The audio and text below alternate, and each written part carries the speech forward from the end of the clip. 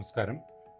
ഞാൻ doctor Shameem, consultant pulmonologist. ഇന്ന് ഞാൻ സംസാരിക്കാൻ പോകുന്നത് ആസ്മയെ പറ്റിയാണ്.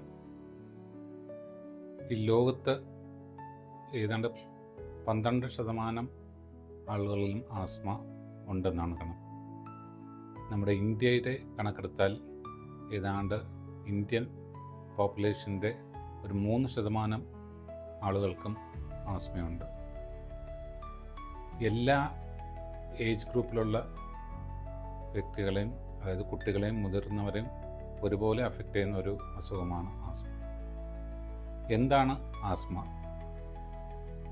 ആസ്മ എന്നാൽ നമ്മുടെ അലർജി ഉണ്ടാക്കുന്ന ഏജൻസ്, അത് നമ്മൾ ശ്വസിച്ച് നമ്മുടെ ശ്വാസകോശത്തിന് നീർക്കെട്ടുണ്ടായി ശ്വാസകോശം ചുരുങ്ങുകയും അത് കാരണം ഉണ്ടാകുന്ന ബുദ്ധിമുട്ടുകളാണ് ആസ്മ എന്ന് പറയുന്നത്. ആസ്മ സാധാരണ ഒരു യങ്ങർ ഏജ് ഗ്രൂപ്പിലുള്ള കുട്ടികളിലാണ് കാണുന്നത്. പക്ഷെ മുതിർന്നവരിലും അത് ബാധിക്കാം. എന്താണ് ആസ്മയുടെ ലക്ഷണങ്ങൾ? ഏറ്റവും കൂടുതൽ ആയിട്ട് കാണുന്നത് ശ്വാസം മുട്ടൽ അല്ലെങ്കിൽ ശ്വാസതടസ്സം, പിന്നെ വിട്ടുമാറാത്ത ചുമ, പിന്നെ നെഞ്ചിൽ മുറുകൽ പോലുള്ള സിംറ്റംസ്. ആസ്മ ഉള്ള ഒരു വ്യക്തിക്ക് കണ്ടിന്യൂസ് ആയിട്ടൊരു ശ്വാസം മുട്ട് ഉണ്ടാകാറില്ല. ഒരു എപ്പിസോഡ്സ് ആയിട്ടാണ് പറയുന്നത്. അതായത് കുറച്ച് നാൾ ശ്വാസം മുട്ട് കാണും, പിന്നെ വീണ്ടും ഒരു സിംറ്റം ഫ്രീ പീരീഡ്, അതായത് വേറെ ബുദ്ധിമുട്ടുകളൊന്നുമില്ലാത്ത ഒരു അവസ്ഥ. വീണ്ടും ആ ഒരു ട്രിഗറിങ് ഫാക്ടേഴ്സ് എന്തെങ്കിലും എക്സ്പോസ്ഡ് ആകുമ്പോൾ അത് വീണ്ടും ആ ശ്വാസമുട്ട് വരും. ഒരു കണ്ടിന്യൂസ് ആയിട്ടുള്ളൊരു ആസ്മ അല്ലെങ്കിൽ ഒരു ആസ്മ ഉള്ള ഒരു വ്യക്തിക്ക് വരാറില്ല. എന്തൊക്കെയാണ് ഈ ട്രിഗറിങ് ഫാക്ടേഴ്സ്, അതായത് എന്തൊക്കെയാണ് ആസ്മ നമ്മളിൽ ഉണ്ടാക്കുന്നത്? ഏറ്റവും കൂടുതലായിട്ട് നമ്മൾ കാണുന്നത് പൊടി, ഡസ്റ്റ്, ഹൗസ് ഡസ്റ്റ് ആകാം, പിന്നെ പൂമ്പൊടി, പോളൻസ്, പിന്നെ ഈ മൃഗങ്ങളുടെ അല്ലെങ്കിൽ നമ്മുടെ പെറ്റ്സിൻ്റെയൊക്കെ ഡാൻഡർ, എന്തെങ്കിലും ബേർഡ്സിൻ്റെയോ വീട്ടിൽ വളർത്തുന്ന എന്തുമായിട്ടുള്ള എക്സ്പോസ്ഡ് ആകുമ്പോൾ വരുന്ന അതിൻ്റെ തൂവലിൻ്റെയോ അതിൻ്റെ ഫറിൻ്റെയോ എന്തെങ്കിലും ആയിട്ട് നമുക്ക് വരുന്ന ഒരു എക്സ്പോസ്ഡ് വരുമ്പോഴുള്ളൊരു അലർജിക് റിയാക്ഷൻ. പിന്നെ ചിലർക്ക് ഫുഡ് കാരണം വരാം, ചിലർക്ക് എക്സ്ട്രീം സ്മെല്ല്, പെർഫ്യൂംസിൻ്റെ സ്മെല്ല് കാരണം വരാം. അങ്ങനെ പല കാരണങ്ങൾ കൊണ്ട് നമുക്ക് ഒരു ആസ്മ അറ്റാക്ക് ട്രിഗർ ചെയ്യാം. പിന്നെ കോമൺ ആയിട്ട് കാണുന്നതാണ് ക്ലൈമറ്റ് ചേഞ്ച്, അതായത് നല്ല തണുപ്പുള്ള കാലാവസ്ഥയിൽ ഇത് ഇൻക്രീസ് ചെയ്യാനുള്ള ചാൻസസ് ഉണ്ട്. അതുപോലെ തന്നെ വൈറൽ ഇൻഫെക്ഷൻസ് വരുമ്പോഴും ആസ്മ രോഗം എക്സസർബേറ്റ് അല്ലെങ്കിൽ അതിൻ്റെ രോഗലക്ഷണങ്ങൾ കൂടുന്നതായിട്ട് കാണാം. നമുക്ക് ആസ്മയുണ്ടോ ഇല്ലയോ എന്ന് എങ്ങനെ ടെസ്റ്റ് ചെയ്യാം അല്ലെങ്കിൽ എങ്ങനെ മനസ്സിലാക്കാം? ആസ്മ ഉണ്ടോ എന്നറിയാൻ വേണ്ടിയുള്ളൊരു ടെസ്റ്റാണ് സ്പൈറോമെട്രി എന്ന് പറയുന്നത്. സ്പൈറോമെട്രി നമുക്ക് വളരെ സിമ്പിളായിട്ട് ചെയ്യാൻ പറ്റുന്ന ഒരു ടെസ്റ്റാണ്. അതായത് നമ്മൾ സ്പൈറോമീറ്റർ എന്നൊരു ലങ് ഫങ്ഷൻ നോക്കുന്ന ഒരു ഇൻസ്ട്രുമെൻ്റാണ്. ഇത് കമ്പ്യൂട്ടറുമായിട്ട് കണക്ട് ചെയ്ത് നമ്മുടെ ശ്വാസകോശത്തിൻ്റെ കപ്പാസിറ്റിയും വോളിയൂമും അളക്കുന്ന ഒരു ടെസ്റ്റാണ്. അപ്പോൾ ആ ഒരു സിമ്പിളായിട്ടുള്ളൊരു ടെസ്റ്റ് വഴി നമുക്ക് ആസ്മയുണ്ടോ ഇല്ലയോ എന്ന് അറിയാൻ പറ്റും. ആസ്മ പല ടൈപ്പിൽ ഉള്ള ആസ്മ ഉണ്ട്. ഒന്ന് കോഫ് വേരിയൻ്റ് ആസ്മ എന്ന് പറയും, അതായത് ചുമയായിട്ടായിരിക്കും കൂടുതൽ പ്രസൻറ്റ് ചെയ്യുന്നത്. സിംറ്റംസ് കൂടുതലും ചുമയായിട്ട്, വിട്ടുമാറാത്ത ചുമ. പിന്നെ എക്സസൈസ് ഇൻഡ്യൂസ്ഡ് ആസ്മ എന്ന് പറയുന്നുണ്ട്. അതായത് എക്സസൈസ് അല്ലെങ്കിൽ ജിമ്മിൽ പോവുകയോ എക്സസൈസ് എന്തെങ്കിലും ചെയ്യുമ്പോൾ ആ രോഗലക്ഷണങ്ങൾ അല്ലെങ്കിൽ സിംറ്റംസ് കൂടുന്നത്.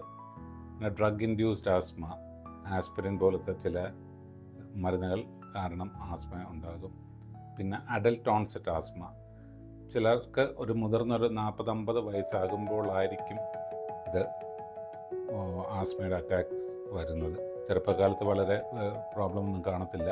ഒരു മുതിർന്ന ഒരു ഏജ് ഗ്രൂപ്പിൽ വരുന്നതാണ് അഡൽട്ട് ഓൺസെറ്റ് ആസ്മ. യൂഷ്വലി ഒരു ജനറ്റിക് ആയിട്ട്, അതായത് പാരമ്പര്യമായിട്ട് വരുന്ന ഒരു അസുഖമാണ്. അപ്പോൾ ഇതിൻ്റെ ട്രീറ്റ്മെൻറ്റ് എന്ന് പറഞ്ഞാൽ നമുക്ക് ആസ്മ കണ്ടിന്യൂസ് ആയിട്ട് കുറച്ച് നാൾ ട്രീറ്റ്മെൻറ്റ് വേണ്ടി വരുന്ന ഒരു അസുഖമാണ്.